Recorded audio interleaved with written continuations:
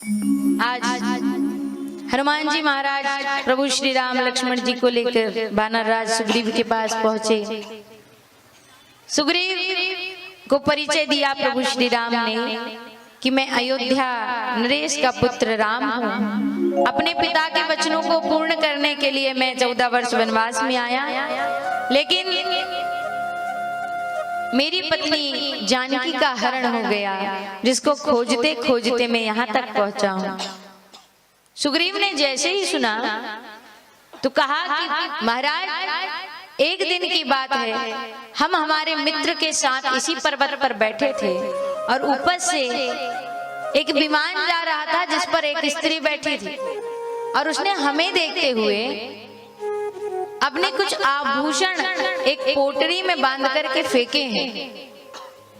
महाराज कहीं आभूषण उन्हीं के तो नहीं?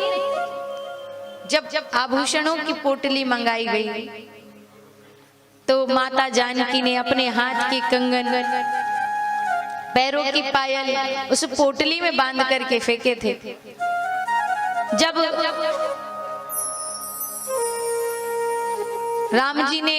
राम जी को दिखाया गया, राम ने कहा देखो लक्ष्मण, देख करके बताओ क्या ये आभूषण भाभी के हैं? लक्ष्मण जी बोले हम नहीं जानते। क्योंकि लक्ष्मण जी क्यों नहीं जानते माता जानकी के आभूषण? बोले भैया मैंने अगर माता जानकी के चरणों को छोड़कर अगर मुख देखा होता तो मैं आभूषण की पहचान कर पाता, पर मैं तो केवल उनके चरणों को जानता हूँ। रामचरितमानस की मर्यादा। आज भाभी और देवर के रिश्ते में हंसी ठिठोली सबसे ज्यादा होती है, लेकिन भाभी और देवर का रिश्ता क्या होता? देवर को पुत्र और भाभी को माँ का दर्जा दिया गया, और माँ और पुत्र को अधिकार नहीं आपस में व्यंग करने का। ये मर्यादा किसने की? लक्ष्मण जी ने माता जानकी से, जानकी जी ने देवर लक्ष्मण से। लक्ष्मण जी बोले हम तो नहीं बता पाएंगे। जब पायल की बात आई तो बोले हाँ ये तो भैया भाभी की पायल है। आज राम जी रोने लगे, अपने आप को संभाला, सुग्रीव से पूछा एक बात बताओ मित्र, आप यहाँ किष्किंधा छोड़कर क्यों आके निवास कर रहे हैं? सुग्रीव ने बताया महाराज मेरा भाई है जिसका नाम है बाली, और वो बड़ा बलशाली है। उसके सामने जो भी जाता है उसका आधा बल बाली पर आ जाता है। एक बार मैं दानव के बेटे ने बाली को युद्ध के लिए ललकारा और बाली युद्ध में जाने भी लगा, साथ में मुझे लेकर के गया। जब मैं साथ में गया तो बाली ने मुझसे कहा जब तक मैं लौट करके नहीं आऊंगा तुम यहीं खड़े रहना। मैं गुफा के बाहर खड़ा रहा, बाली युद्ध करने के लिए भीतर गया, लेकिन जब बहुत समय बीत गया तो बाली लौट कर नहीं आया। और तो और मैंने देखा कि उस गुफा से रक्त की धारा बहने लगी। तो महाराज मुझे ऐसा लगा कि बाली मारा गया, तो मैं अपने प्राण बचाते हुए उस गुफा के मुख को पत्थर से बंद करके, और जब लौट करके आया तो किष्किंधा वासियों ने मुझे राजा बना दिया कि बाली तो है नहीं, अब तुम ही राजा हो।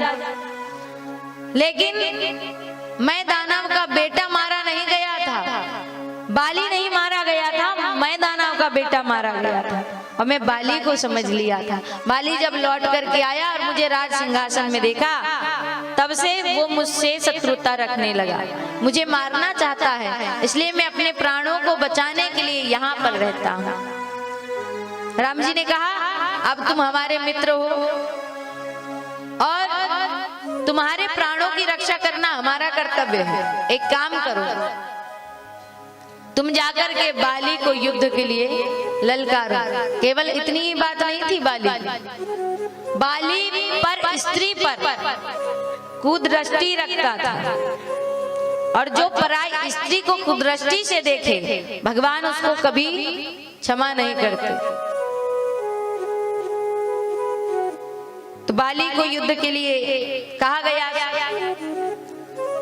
सुग्रीव से कहा जाओ जाकर के बाली को युद्ध के लिए ललकारो, मैं तुम्हारे प्राणों की रक्षा करूंगा, मैं तुम्हें युद्ध जिताऊंगा।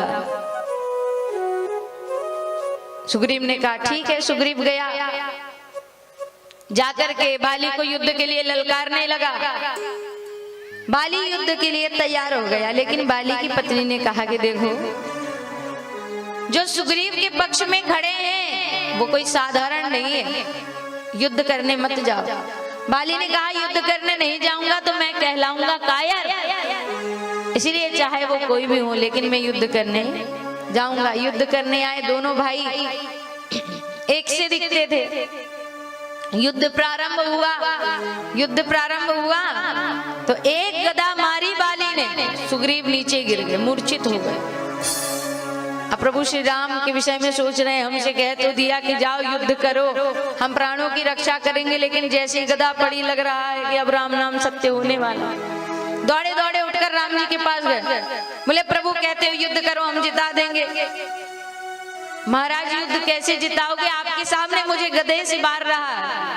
राम जी बोले देखो, हम कुछ इसलिए नहीं कर पा रहे क्योंकि दोनों भाई एक से दिखते हैं। अब इसमें बाली कौन सुग्रीव कौन हम पहचान नहीं पा रहे। राम जी ने अपने गले से एक माला उतार कर सुग्रीव के गले में डाली, बोले अब ये माला नहीं उतारना और जाकर के युद्ध करो। युद्ध करने के लिए जब बाली पहुंचा, सुग्रीव पहुंचा, तो आज दोनों का युद्ध हो रहा है और राम जी ने आज छुप करके बाली को बाण मार दिया। बाली को बाण लगा। प्रभु से पूछा कि प्रभु ये कार्य आप सन्मुख होकर कर सकते थे, आपने मुझे छुप करके क्यों बाण मारा। भगवान बोले कि देखो, तुम्हें वरदान प्राप्त है कि जो तुम्हारे सामने आएगा उसका आधा बल तुम्हारे पास आ जाएगा, और जिसने वर दिया है उसके वर को झूठा कर दूं ऐसा स्वभाव मेरा नहीं है, इसलिए मैंने तुमको सामने से नहीं मारा। और मैं उसके सन्मुख बिल्कुल नहीं होता जो अधर्म के पथ पर चलता है, जो पराई स्त्री पर कुदृष्टि डालता है, मैं उसके सन्मुख नहीं होता, इसलिए मैंने तुम्हें छुप करके बाण मारा है। लेकिन देखो, इस बात का दुख मुझे भी है कि मैंने तुम्हें छुपकर बाण मारा, लेकिन मैं मजबूर था। लेकिन जाओ, मैं तुम्हें कहता हूं, जब मैं अगले अवतार में आऊंगा तुम भी छुपकर बाण मार देना। तो बाली जब भगवान कृष्णावतार में आए और जिस शिकारी ने प्रभु श्री कृष्ण के पैरों में बाण मारा था छुप करके, जिसके कारण प्रभु को सौधाम जाना पड़ा, ये वही बाली था। भगवान हिसाब बराबर कर देते और सुग्रीव को राजा बना दिया अब किष्किंधा का। भगवान से मित्रता करोगे तो कभी अनिष्ट नहीं होगा, संसार से मित्रता करोगे तो कभी भला नहीं होगा। इसलिए दोस्ती करना है तो किससे करो, परमात्मा से। जो रिश्ता रखना हो वो रिश्ता रखो, पिता का, पुत्र का, मित्र का, शत्रु का। कोई भी रिश्ते में आपकी हार नहीं होगी, चाहे रिश्ता जो भी बनाओ, जीत आपकी पक्की है। तो इसलिए मित्र बनाना है, यार बनाना है तो किसको बनाना है। हाँ, आपने वो भजन सुना है, कौन सा, काली कमली वाला।